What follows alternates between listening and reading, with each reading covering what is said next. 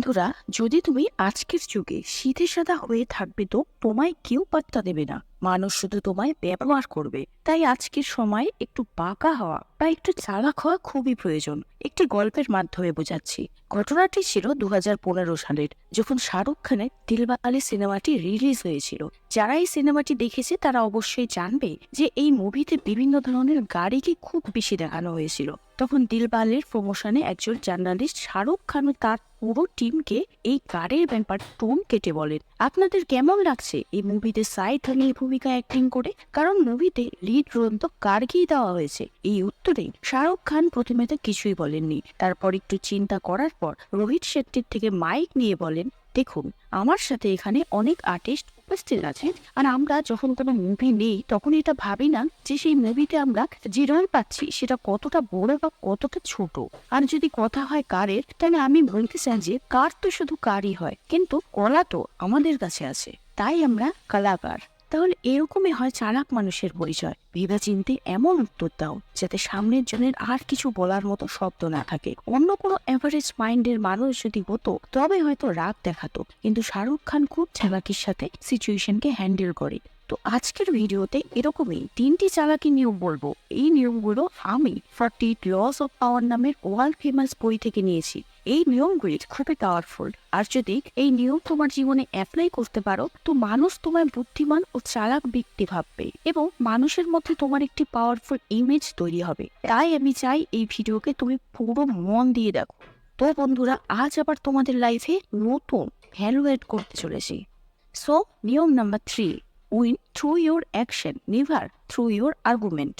এথেন্সের commando মোশিয়ান নিজের ইঞ্জিনিয়ারকে অর্ডার দেন, আমাদের একটি শহরে কবজা করতে হবে, যার জন্য তুমি সব থেকে বড় নৌকা ও জাহাজ তৈরি করো এবং তাদের সেখানে পাঠিয়ে দাও। ওই ইঞ্জিনিয়ার রিসার্চ করে জানতে পারে বড় জাহাজের থেকে ছোট জাহাজ পাঠানো বেশি ভালো হবে। তাই সে তার কমান্ডো মোশিয়ানের কাছে যান এবং তাকে বলেন, কমান্ডো, আমাদের সেখানে কবজা করতে হলে বড় জাহাজ নয়, বরং ছোট জাহাজকে পাঠানো উচিত, আর সেটাই ভালো হবে। কমান্ডো বলেন, একদম নয়, এখন তুমি বড় জাহাজকে পাঠাও, সেটাই ভালো হবে। ইঞ্জিনিয়ার কমান্ডোর সাথে এক তর্ক শুরু করে দেয়, আপনি কেন আমার কথা বুঝতে পারছেন না? এখানে ছোট জাহাজ পাঠানোই ভালো হবে। তখন কমান্ডো খুব রেগে যান এবং তার অর্ডারকে না মানার জন্য ইঞ্জিনিয়ারকে মৃত্যুদণ্ড শুনিয়ে দেন। ওই ইঞ্জিনিয়ার যেটা বলেছিল সেটা একদম ঠিক ছিল, ছোট জাহাজ এই যুদ্ধের জন্য পারফেক্ট ছিল, কিন্তু তার ভুল ছিল যে তার কথাকে প্রমাণ করার জায়গায় কমান্ডোর সাথে তর্ক শুরু করে দেয়। ইঞ্জিনিয়ারের তার কথার দ্বারা নয়, বরং তার কাজের দ্বারা প্রমাণ করা উচিত ছিল। যদি সে একটি ছোট শক্তিশালী জাহাজ বানিয়ে দেখাতো এবং তার শক্তির প্রদর্শন করত, তবে হয়তো কমান্ডোর মন বদলে যেত, আর এটার জন্য ইঞ্জিনিয়ারকে উপহার দেওয়া হতো। কিন্তু সে প্রথমেই তর্ক শুরু করে দেয়, আর এটার জন্য সে ঠিক হওয়া সত্ত্বেও মারা যায়। তাই একটি কথাকে আমাদের সব সময় মনে রাখতে হবে, ফালতু তর্ক করে তুমি কিছুই করতে পারবে না। আর যদি তর্কে তুমি জিতেও যাও, তাও এতে তোমার কোনো সুবিধা হবে না, কারণ সামনের জন তোমার থেকে এর বদলা অবশ্যই নেবে। কিন্তু তুমি যদি তোমার অ্যাকশন দ্বারা এটা সঠিক প্রমাণ করো, তবে এতে কেউ তোমার সাথে বদলা নিতে পারবে না। তাই চালাক মানুষগুলো সহজে কারো সাথে তর্কে জড়ায় না, তারা সব সময় নিজেকে তাদের অ্যাকশনস দ্বারা প্রমাণ করে। নিয়ম number 2, keep people dependent on you. মানুষকে নিজের উপর নির্ভরশীল বানিয়ে দাও। কেউ তোমায় ভালোবাসুক বা না বাসুক, যদি তোমাদের কারো প্রয়োজন হয় তবে সে তোমার কখনোই ক্ষতি করার চেষ্টা করবে না। ফ্রান্সের রাজা লুই লিভিং একজন জ্যোতিষীকে জিজ্ঞাসা করে যে তুমি যদি এতই ভবিষ্যৎবাণী করতে পারো তবে বরং তোমার কবে মৃত্যু হবে? তখন সেই জ্যোতিষী বলেন, মহারাজ, আপনার মৃত্যু 3 দিন আগে আমার মৃত্যু হবে। এই কথা শুনে রাজা চিন্তায় পড়ে যান, কারণ লুই লিভিং ওই দিন সেই জ্যোতিষীকে মারার প্ল্যান বানিয়েছিল। কারণ রাজার মনে সন্দেহ ছিল যে জ্যোতিষী নিজের ভবিষ্যৎবাণীকে সত্যি প্রমাণ করার জন্য মানুষদের মেরে ফেলে, যাতে সকলে তার বিদ্যাকে বিশ্বাস করে। তাই রাজা জ্যোতিষীকে মৃত্যুদণ্ড দেওয়ার কথা ভেবেছিল, কিন্তু যখন জ্যোতিষী বলেন যে তার মৃত্যুর 3 দিন পর রাজার মৃত্যু হবে, তখন লুই ইলেভেন ভয়ে আটকে ওঠে এবং জ্যোতিষীকে মৃত্যুদণ্ড দেওয়ার বদলে তাকে অনেক উপহার দেয় এবং তাকে অনেক সম্মান প্রদান করে, এবং তাকে দেখার জন্য অনেক ডাক্তার বৈদ্যকে ডাকা হয় যাতে সে বেশি দিন পর্যন্ত বেঁচে থাকে। আর এইভাবে জ্যোতিষী রাজাকে নিজের ওপর নির্ভরশীল করে দেয়। এখন ওই রাজা চাইলেও জ্যোতিষীর কোনো ক্ষতি করতে পারবে না, আর এইভাবে ওই জ্যোতিষী অনেক বছর পর্যন্ত রাজার থেকে মুক্তি পায়। তাই সব সময় এমন তৈরি হও যে মানুষ তোমার উপর নির্ভরশীল হয়ে যায়, তোমাকে ছাড়া তার কাজই হবে না, আর তাকে কখনোই শেখাবে না যে সে তোমাকে ছাড়া থাকা শিখে যায়। এটা শুনতে যতই খারাপ লাগুক না কেন, কিন্তু যদি তোমায় চালাক হতে হয় তবে এই নিয়মের পালন অবশ্যই করা উচিত। নিয়ম number 1, get others to do the work for you but always take the credit. Thomas Alva এডিসনের নাম তো সকলে শুনে থাকবে।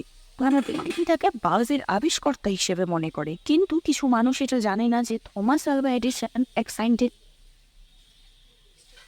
বেশি একজন চালাক বিজনেসম্যান ছিলেন।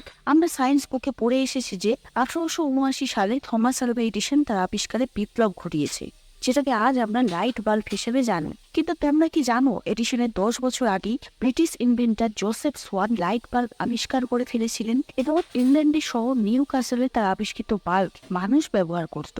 কিন্তু জোসেফ সোয়ানের বাল্বে কার্বন পেপার ফিলামেন্টের ব্যবহার হয়েছিল।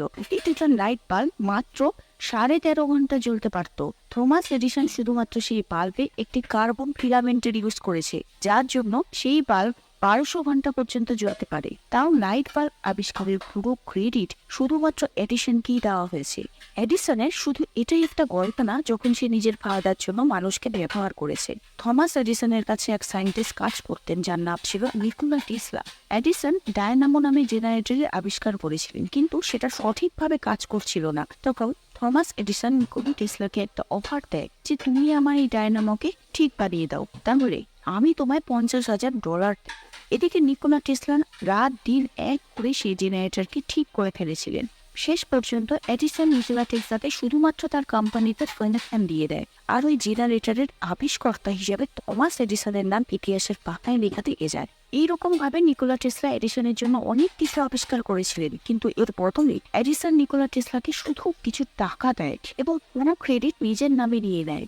এটা তোমাদের বলার একটাই উদ্দেশ্য, সেটা হলো যাতে তোমরা বোঝো আমরা একা সবকিছু করতে পারি না। প্রত্যেক মানুষের মধ্যে শুধু কিছু স্কিল থাকে, আর তাকে যদি বড় কিছু করতে হয় তবে তাকে শত শত আলাদা কাজ করতে হবে। তাই এই সময় অন্য মানুষের প্রয়োজন হয়, এমন মানুষ যে তোমার হয়ে কাজ করবে, বদলে তুমি তাকে কিছু টাকা দেবে। এখানে কারোর সাথে খারাপ কিছু করা হচ্ছে না, শুধু অন্য সময় এনার্জিকে নিজের কাজের জন্য ব্যবহার করা হচ্ছে।